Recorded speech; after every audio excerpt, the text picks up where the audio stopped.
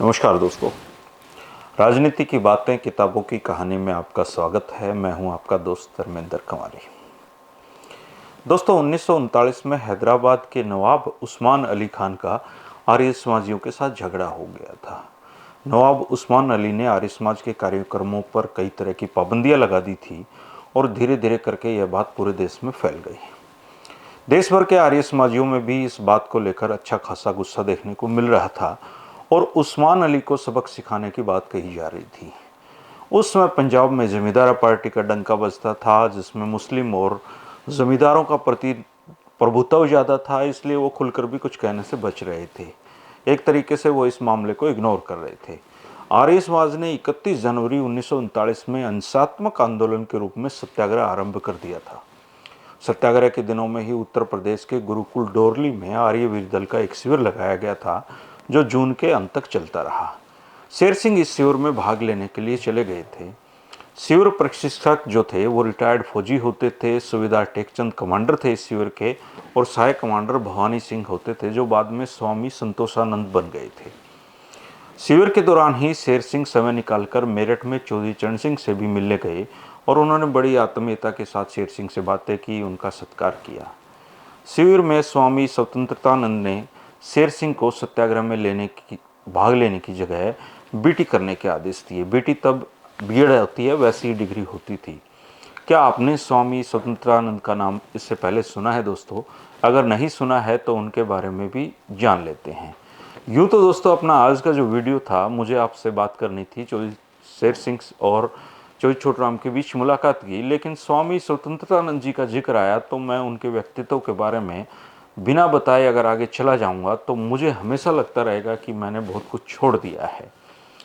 स्वामी स्वतंत्रतानंद हरियाणा के इतिहास के एक ऐसे अध्याय हैं जिनके बारे में आज की पीढ़ी बहुत कम जानती है, इसलिए आज के वीडियो में हम उनके बारे में जानेंगे। दोस्तों, स्वामी स्वतंत्रतानंद जी का जन्म 1877 में लुधियाना से कुछ मील की दूरी पर मोही गांव के एक जाट सिख परिवार में हुआ था। संन्यास लेने से पहले इनका नाम केहर सिंह था और इनके पिता सरदार भगवान सिंह सेना में अफसर थे तथा बाद में बड़ौदा रियासत की सेना में प्रमुख बने। पिता की इच्छा पुत्र को फौज में अफसर बनाने की थी, लेकिन कुदरत को कुछ और मंजूर था।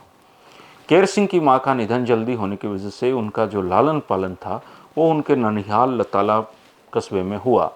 वहाँ पर उदासी पंथ के डेरे के महंत पंडित बिशनदास के संपर्क में आकर बालक केहर सिंह पर वैदिक धर्म की छाप पड़ गई। केवल 15 साल की आयु में केहर सिंह ने वैराग्य भावना से प्रेरित होकर एक दिन चुपचाप घर छोड़ दिया और वर्षों तक देश के विभिन्न भागों, मलाया, बर्मा आदि देशों में वो भ्रमण करते रहे। भारत वापस लौटने पर उन्होंने फिरोजपुर जिले के परवनड़ गांव में स्वामी पूर्णानंद सरस्वती जी से 23 साल की आयु में संन्यास की दीक्षा लेकर प्राणपुरी नाम हासिल किया। सन्यासी बनने के बाद लताला वाले महन जी की प्रेरणा से उन्होंने अमृतसर में जाकर उदासी मंत्र शब्द पंडित स्वरूपदास जी से वेद, दर्शन व व्याकरण ग्रंथों का अध्ययन किया।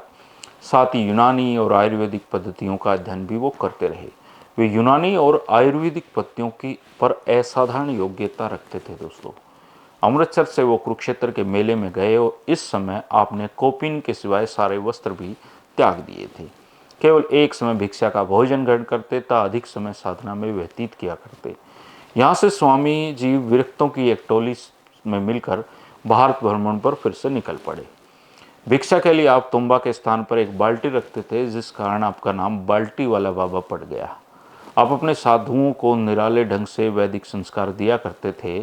स्वतंत्र विचारधारा रखने के कारण मंडली में आपको सभी स्वतंत्र स्वामी कहकर पुकारने लगे और धीरे धीरे उनका नाम स्वामी स्वतंत्रतानंद सरस्वती पड़ गया। पंजाब वापस पहुंचने पर पंडित बिशनदास जी की प्रेरणा से आर्य समाज के माध्यम से देश सेवा और धर्म रक्षा की उन्होंने ठान ली और आर्य समाज को अपना जीवन भेंट करने का संकल्प ले लिया।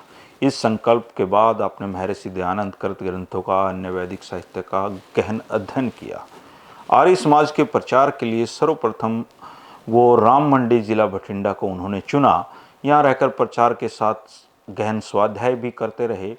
हिसार जिले के एक समवर्ती गांव कुथरावा में उन्होंने एक हिंदी पाठशाला भी उस समय शुरू की थी और उनका सर्वप्रथम भाषण आर्य समाज सिरसा, जो तब हिसार जिले में पड़ता था, के वार्षिक उत्सव पर हुआ था।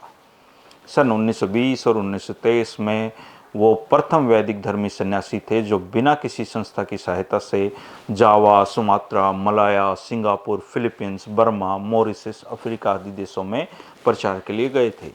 तब तक ये सार्वदेशिक सभा की स्थापना भी नहीं हुई थी। विदेश प्रचार यात्रा से लौटकर लताला के पास स्थित एक डेरे में लगातार 1 वर्ष तक योग साधना के द्वारा बताते हैं कि उन्होंने बहुत सिद्धियां प्राप्त की। आप बहुत बड़े साधक था, महान योगी थे। सन 1948 में आप फिर से प्रचारार्थ विदेश गए और आपने मॉरिशस में भी 3 साल तक प्रचार किया। सन 1925 में मथुरा में महर्षि की जन्म शताब्दी बड़े धूमधाम से मनाई गई। आपने वहां आर्यों को प्रेरणा पर संदेश दिया। इस शताब्दी के स्मारक रूप में आर्य प्रतिनिधि सभा पंजाब द्वारा लाहौर में दयानंद उपनिदेशक विद्यालय स्थापित किया गया। सभा की प्रार्थना पर आपने 10 वर्ष तक इस विद्यालय के आचार्य के रूप में काम किया। स्वामी सर्वज्ञानंद जी दीनानगर और स्वामी ओमानंद जी जो झज्जर गुरुकुल वाले थे, वो उन्हीं के शिष्य थे। उनके ही मन में सबसे पहले दयानंद मठ की स्थापना का विचार आया और वो तत्काल लाहौर छोड़कर चल पड़े। सर्वप्रथम 1937 में दीनानगर में प्रथम दयानंद मठ की स्थापना की। उसके बाद 1947-48 में रोहतक में दूसरा दयानंद मठ की स्थापना की गई और आज ये दोनों ही मठ सुविख्यात व प्रगतिशील संस्थाएं हैं। दीनानगर मठ का कार्य सुचारू रूप से चला भी नहीं था कि आर्य समाजियों ने 1938-39 में अपने धार्मिक और सांस्कृतिक अधिकारों की रक्षा के लिए निजाम हैदराबाद से टक्कर लेने का फैसला किया। स्वामी जी इस सत्याग्रह के सूत्रधार थे। नारायण स्वामी जी के नेतृत्व में यह सत्याग्रह आरंभ हुआ था। हजारों की संख्या में आर्य समाजियों ने जेल की कठोर यातनाएं सहन की। अनेक ने अपना पूर्ण बलिदान देकर इस संसार को चौंकाया था। आर्य समाज की इसमें अपूर्व विजय हुई। निजाम हैदराबाद को झुकना पड़ा और इस विजय का बहुत बड़ा श्रेय स्वामी स्वतंत्रानंद जी को जाता है। यह सत्याग्रह स्वतंत्रता संग्राम का ही एक तरीके से हिस्सा था। सरदार पटेल ने बाद में कहा था कि यदि आर्य समाज 1938-39 में निजाम हैदराबाद के खिलाफ सत्याग्रह नहीं करता तो हैदराबाद स्वतंत्र भारत का अंग कदापि नहीं बन पाता। इस सत्याग्रह के जीवित सेनानियों को स्वतंत्रता सेनानियों की पेंशन भी मिलती रही। तत्कालीन पंजाब और वर्तमान हरियाणा में एक छोटी सी लोहारू नाम की रियासत थी। इसके नवाब अमीनुद्दीन अहमद खान भी निजाम हैदराबाद उस्मान अली खान की तरह क्रूर थे। उनकी आंखों में भी आर्य समाज खटकता रहता था। उसके राज्य में वैदिक शिक्षा, धर्म, स्वाधीनता के प्रचार की सख्त मनाही थी। अनेक प्रकार के करों से प्रजा परेशान थी। 1 अप्रैल 1940 को लोहारू कस्बे में आर्य समाज की स्थापना की गई। इसका प्रथम वार्षिक उत्सव 29-30 मार्च 1941 को रखा गया। आर्य समाज मंदिर की आधारशिला भी इसी अवसर पर रखने का निश्चय किया गया था। इस अवसर पर स्वामी स्वतंत्रानंद जी को विशेष रूप से आमंत्रित किया गया था। 29 मार्च की शाम को नगर कीर्तन के अवसर पर नवाब के कारिंदों ने जुलूस पर पीछे से हमला कर दिया। भक्त फूल सिंह व चौधरी नौनंद सिंह जी स्वामी जी को बचाते रहे, लेकिन स्वामी स्वतंत्रानंद जी लहूलुहान होकर वहां पर मूर्छित होकर गिर पड़े। साथ ही अन्य लोगों को भी गंभीर चोटें आई। भगत फूल सिंह जी को भी चोटें आई। स्वामी जी को उस समय रक्त रंजित जो वस्त्र थे आज भी स्वामी ओमानंद जी गुरुकुल झज्जर में के संग्रहालय में सुरक्षित हैं। 64 साल की आयु में उनका बचना एक चमत्कार था। बाद में सन 1945 में आपने शिष्य स्वामी ईसानंद जी को प्रेरित कर वहां पर आर्य समाज मंदिर बनवाया। स्वामी जी पुनः 1947 में समाज के उत्सव में पधारे। नवाब ने शहर में कर्फ्यू लगा दिया। उत्सव स्थगित कर दिया गया। मार्च 1948 में स्वामी जी ने समाज के उत्सव में फिर से वहां पर वो पधारे। उत्सव पर 28 मार्च को लोहारू में विशाल शोभा यात्रा निकाली गई। 29 मार्च को आर्य समाज मंदिर में नवाब ने स्वामी जी से अपने पूर्व कुकृत्यों के लिए माफ़ी मांगी, पश्चाताप प्रकट किया और आर्य समाज मंदिर में कुछ धनराशि भी भेंट की। स्वामी जी ने उर्दू में लिखा गया सत्यार्थ प्रकाश उनको भेंट किया। स्वामी स्वतंत्रानंद जी कांग्रेसी विचारधारा के नहीं थे, परंतु विदेशी शासन से भारत माता को बंधन मुक्त करने के लिए राष्ट्रीयता स्वाधीनता संग्राम में सक्रिय भाग लिया। 1930 के सत्याग्रह में कांग्रेस के सर्वाधिकारी रहे। पंजाब गवर्नर की हत्या के षड्यंत्र के आरोप में उनको बंदी भी बनाया गया। उनकी कलाई इतनी मोटी थी कि पुलिस को 2 हथकड़ियां लगाकर उनको कोतवाली ले जाना पड़ा। इस काल में भी ब्रह्मचारी थे और वजन 3 मन से अधिक उनका था। कद 6 फुट 1 इंच था और पाँव के जूते का नाप भी 1 फुट था। 1930 में वो कई दिन बंदी रहे। भारत छोड़ो आंदोलन में सेना में विद्रोह फैलाने का झूठा आरोप लगाकर वायसराय के आदेश से उन्हें बंदी बनाकर लाहौर किले की काल कोठरी में डाकुओं के साथ बंद किया गया। बिना बिस्तर के ही साधु ने कई महीने तक किले के तहखाने में बिताए। लाहौर दुर्ग से स्वामी स्वतंत्रानंद जी को 6 जनवरी 1944 के दिन छोड़ा गया, लेकिन पुनः दीनानगर मठ में उनको नज़रबंद कर दिया गया। सन 1953 में हैदराबाद में आयोजित अष्टम आर्य महासम्मेलन में गो हत्या बंद कराने के लिए कोई ठोस कदम उठाने का फैसला लिया गया।